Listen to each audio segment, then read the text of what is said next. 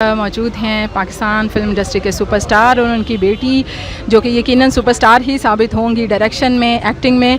और इनसे पूछेंगे, शान आपकी बेटी बहिश्त जो हैं वो अब शोबिस की दुनिया में कदम रख रही, कितनी एक्साइटमेंट है और क्या याद करते हैं कि आपके पेरेंट्स जब आप इंडस्ट्री में आए थे कितनी एक्साइटमेंट उनको हुई होगी, क्या इस चीज़ का एहसास अब होता है?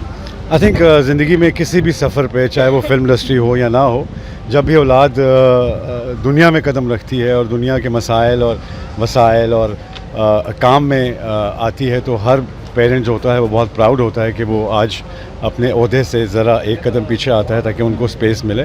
सो ऑब्वियसली हर बंदा बहुत प्राउड है, मतलब मैं तो बहुत प्राउड हूँ। क्या चाहते हैं, मतलब आपको क्या लगता है कि बहिश्त, ज़ाहिर आप डायरेक्टर भी हैं और एक्टर भी है, डायरेक्टर की नज़र से अगर आप देखें तो क्या समझते हैं कि बहिश्त में एक्टिंग की ज़्यादा स्किल्स हैं, डायरेक्शन की हैं, या लिखने की तरफ उसका ज़्यादा रुझान? मेरे ख्याल में आजकल जो बच्चे हैं वो मल्टी टैलेंटेड हैं, उनमें कोई एक स्पेसिफिक चीज़ नहीं है। वो हमारे दौर में होता था इंजीनियर बन जाओ, डॉक्टर बन जाओ, वकील बन जाओ। आजकल they are multi talented. I think they have a lot of talent. Bahisht sings very well, लिखते ही बहुत अच्छा है, अपने दादा की तरह। ये अक्सर अभी कश्मीर पे एक गाना लिखा है इसने, एक तराना लिखा है।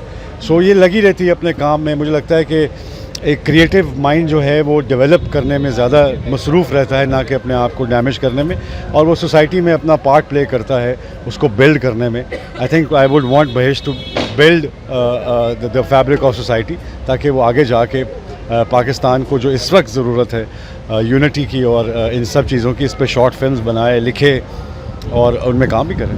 अच्छा, ये बताइएगा, आपके पेरेंट्स ने जब आप शोबिज़ में आ रहे थे क्या आपको ऐसी नसीहत की थी, और बहिश्त को आप क्या करेंगे नसीहत? देखिए, नसीहत तो बिल्कुल होती है, लेकिन आपकी मॉरल वैल्यूज़ होती हैं, जिस तरह आपकी तरबियत होती है। तो मेरे ख़्याल में एक नसीहत से इतना फ़र्क नहीं पड़ता जितना तरबियत से फ़र्क पड़ता है। तो अल्लाह ने मुझे मौका दिया कि मैं इस ख़ानदान में पैदा हूँ जहाँ मेरी तरबियत ऐसी हुई, जहाँ जो मुझे लगता है कि मॉरली आई एम राइट।